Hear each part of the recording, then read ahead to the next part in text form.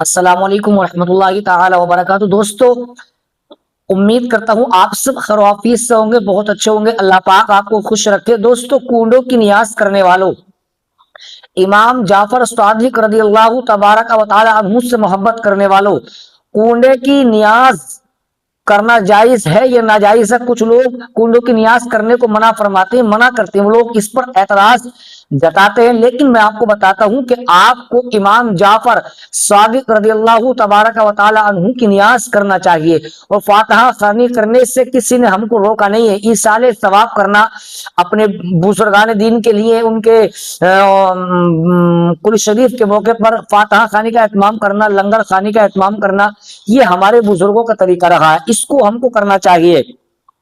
اگر آپ بھی کرتے ہیں تو آپ پہلے اس ویڈیو کو دیکھیں۔ سید امین القادری صاحب قبلہ آپ کو اور ہمیں حضور امام جعفر صادق رضی اللہ تبارک و تعالی عنہ کے حوالے سے کیا پیغام دے رکھے ہیں۔ اگر آپ واقعی سچے امام جعفر صادق رضی اللہ تعالی عنہ سے محبت کرنے والے ہیں، عاشق رسول ہیں آپ، تو یہ ویڈیو آپ کے لیے ہونے والا ہے۔ دوستو، ویڈیو زیادہ لمبا نہیں ہونے والا ہے، بس 6 سے 8 منٹ کا ویڈیو رہے گا۔ میں آپ سے گزارش کرتا ہوں میرے بھائی، کنڈوں کی نیاز کرنے سے پہلے یہ رجب کا مہینہ ہے، آپ کو اس رجب کے مہینے میں اس بیان کو سننا ہے۔ کچھ لوگ جو ہیں ہمارے بھائی 15 تاریخ کو کنڈوں کی نیاز کرتے ہیں، کچھ 22 تاریخ کو کرتے ہیں، کوئی 25 تاریخ کو کرتا ہے، لیکن نیاز کرنے سے کوئی ایسی معاملہ نہیں ہے کہ آپ کو ایک ہی تاریخ میں کرنا ہے۔ آپ کا دل جب چاہے، جب آپ فاتحہ خوانی کرتے ہیں، کر سکتے ہیں، اور اپنے بزرگان دین کے نام سے فاتحہ اور ایصال ثواب اور کھانا تقسیم کر سکتے ہیں۔ دیکھیے، پہلے آپ اس ویڈیو کو دیکھیں۔ امام جعفر صادق کون ہے تمہیں پتا ہے؟ امام جعفر صادق کو صرف کنڈے کی نیاز تک کے محدود رکھنے والوں تمہیں پتا ہونا چاہیے۔ امام جعفر صادق اس امام کا نام ہے کہ ہمارے امام اعظم ابو حنیفہ فرمایا کرتے تھے، اگر 2 سال جعفر صادق کی صحبت نہ ملتی تو نعمان ہلاک ہو گیا ہوتا۔ امام جعفر صادق وہ ہے جس کی جوتیاں امام اعظم ابو حنیفہ سیدھی کیا کرتے تھے۔ امام یوں جلدی کسی کی جوتی سیدھی نہیں کرتا، لیکن امام جس کی جوتی سیدھی کرے وہ کتنا بڑا انسان ہوگا۔ اور پھر وہ بھی مسجد کا امام نہیں، جامع مسجد کا امام نہیں، وہ امام جو 90 لاکھ کو کلمہ پڑھانے والے غریب نواز کا بھی امام ہے، وہ امام جو داتا علی حجویری کا بھی امام ہے، وہ امام جو سرکار محبوب الہی کا بھی امام ہے، وہ امام جو خود کا جنازہ پڑھانے والے صاحب کلیری کا بھی امام ہے۔ اندازہ کریں، جس نے کم و بیش 100 مرتبہ خواب میں قدرت کا جلوہ دیکھا ہے، اسے امام اعظم کہتے ہیں، سراج الامہ کہتے ہیں۔ جب وہ امام اعظم جعفر صادق کی جوتیاں سیدھی کرتے ہوں گے، جب جوتی سیدھی کرنے والا اتنا بڑا ہے تو جوتیوں والا امام جعفر صادق اتنا بڑا ہوگا۔ نعرہ تکبیر، نعرہ رسالت۔ لیکن میں امام جعفر صادق پر نہیں رک رہا ہوں، امام محمد باقر کا قول پڑھنے لگا۔ امام محمد باقر، امام جعفر صادق کے استاد، مرشد اور والد کو امام محمد باقر کہتے ہیں۔ کیا بات ہے، امام محمد باقر۔ اس لیے کہ قول اتنا بڑا پڑھوں گا، اسی لیے میں تھوڑی دیر آپ کو تعارف کرا دوں کہ ہے ہستی کون سی۔ امام جعفر صادق کی بات آئی تو ایک بات اور امام جعفر کی بات آئی، ایک بات اور سن لیجیے۔ جعفر صادق اس ہستی کو کہتے ہیں جو لوگوں کو جنت بانٹا کرتے تھے، جو لوگوں کو جنت بیچا بھی کرتے تھے۔ اب آپ کہیں گے کہ کیا جنت بانٹ اور بیچی جا سکتی ہے؟ میں نے کہا جب ان کا دیوانہ بہلول دانا جنت بیچ سکتا ہے۔ بہلول کون ہے؟ غلام امام جعفر صادق کا۔ جب بہلول کو یہ حق حاصل ہے تو امام جعفر جب بہلول بانٹ سکتے ہیں تو امام جعفر صادق امام کیوں نہیں جعفر بانٹ سکتے؟ صادق کی بات آئی، سبحان اللہ۔ ان کا مہینہ چل رہا ہے، بات آپ کو بتاؤں۔ امام جعفر صادق نے ایک شخص سے، پڑوسی سے گھر خریدا، مکان خریدا۔ امام جعفر صادق پڑوسی معتقد تھا، یعنی عقیدت مند تھا۔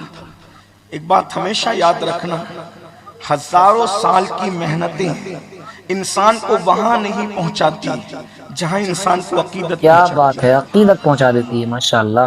آج ہم محنت تو کر رہے ہیں لیکن عقیدت میں کمزور ہیں. سبحان اللہ سبحان اللہ. اب ہم عقیدتوں کے معاملے میں کمزور ہوتے کمزور جا ہوتے رہے جا ہیں. رہے ہم سے گزرے ہوئے جو بڑے لوگ تھے وہ محنت کم کرتے تھے لیکن عقیدت میں مضبوط تھے. سبحان اللہ. اس لیے وہ کامیاب تھے، ہم ناکام ہیں.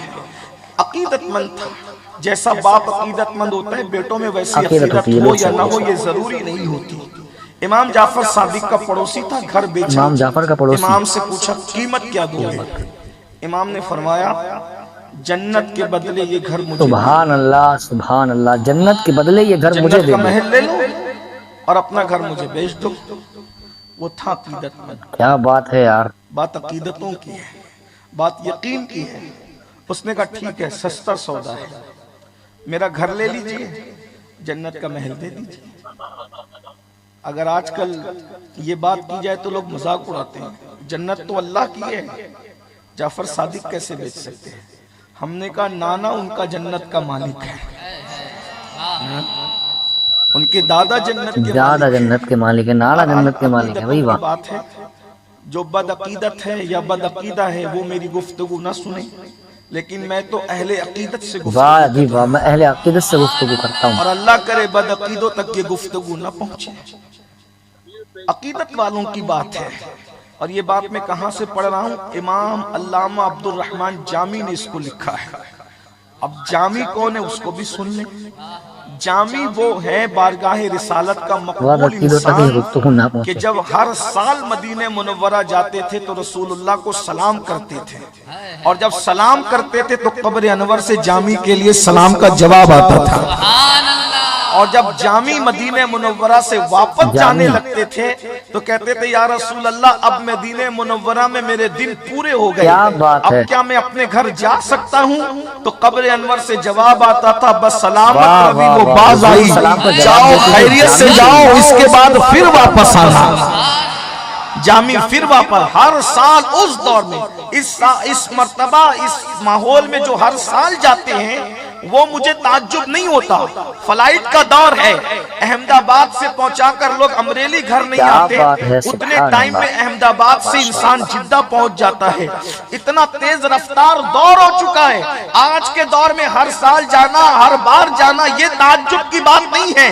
جب گھوڑوں کا دور تھا، کھچر کا دور تھا، اللہ اکبر، اس زمانے کے اندر ہر سال جانا. اور پھر کیا یقین تھا جامی کو کہ جب رسول اللہ فرماتے بس سلامت روی وہ باز آئی، کیا مزہ آتا ہوگا حضور کی باتیں سن کر. جامی کو کہتے تھے بس سلامت روی وہ باز آئی، جاؤ پھر واپس آنا.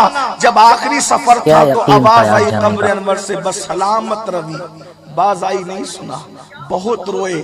یقین ہو گیا یہ میری زندگی کا آخری سفر ہے. جامی کون آدمی ہے؟ جامی نے ایک دن نعت لکھی مدینہ منورہ جاتے وقت، اور نعت لکھی تو کہا میں حضور کے روضے پر یہ نعت سناؤں گا. نعت کے اشعار کچھ یہ ہے: تنم فرسودہ جان پارا زہ ہجراں یا رسول اللہ، دلم پشمردہ آوارا زیسیاں یا رسول اللہ، چسروے من گزر آری منے مسکیز ناداری، فدائے نقش نالینت کنم جان یا رسول اللہ، زہ جام حب تو مستم بزنجیرے تو دل بستم، نمی گویم کے من ہستم سخندہ یا رسول اللہ، چو بازوے شفاعت را کشائی بر گناہ گارا، مکن محروم جامی را دراعا یا رسول اللہ. یہ نعت لکھ کر جامی وطن سے چلے ہیں. ادھر شریف مدینہ کے خواب میں حضور آ کر جامی کو دکھاتے ہیں اس شخص کو مدینے آنے مت دینا. اس شخص کو مدینے، اس کا مطلب یہ ہے کون چلا ہے گھر سے یہ بھی انہیں خبر ہے، کیا لے کر چلا ہے یہ بھی انہیں خبر ہے، کس نیت سے چلا ہے یہ بھی انہیں خبر ہے، کون کس نیت کو لے کر آ رہا ہے یہ بھی انہیں خبر ہے. اللہ اکبر. وہ اور لوگ ہیں جو سوچتے ہیں کہ نبی کو دیوار کے پیچھے کی خبر نہیں ہے. ہمارا نبی تو ایسا خبیر ہے، اللہ علیم و خبیر نے ان کو ایسا خبیر بنایا ہے کہ وہ ہر پل کی خبر رکھتے ہیں، لمحے لمحے کی خبر رکھتے ہیں، لوگوں کے دلوں کی خبر رکھتے ہیں. اسے آنے مت دینا. جامی آئے سرحد پر پیرا ہے، تم نہیں آ سکتے، جاؤ. پھر لوٹے دوسری طرف سے، دوسری سرحد سے، پھر حضور نے کہا وہ ادھر سے آ رہا ہے، اس سرحد کی نشاندہی اسے آنے کا مت تم دینا۔ نہیں آ سکتے، پھر کا وہ سرحد کا راستہ بدل کر اس طرف سے آ رہا ہے، پھر روک دیے گئے۔ آخر کار جامی نے یہ طریقہ اختیار کیا، کسی لکڑہارے کو کہا اپنی لکڑیوں میں مجھے لٹا لو اور لکڑیوں کے بیچ میں رکھ کر لکڑیوں کے گٹھے میں مجھے سر پہ رکھ کے مدینہ منورہ پہنچا دو، جو قیمت کہو گے دے دوں گا۔ شریف مدینہ سے حضور کہتے ہیں اب تو وہ لکڑیوں کے گٹھوں میں چھپ کر کے آ رہا ہے۔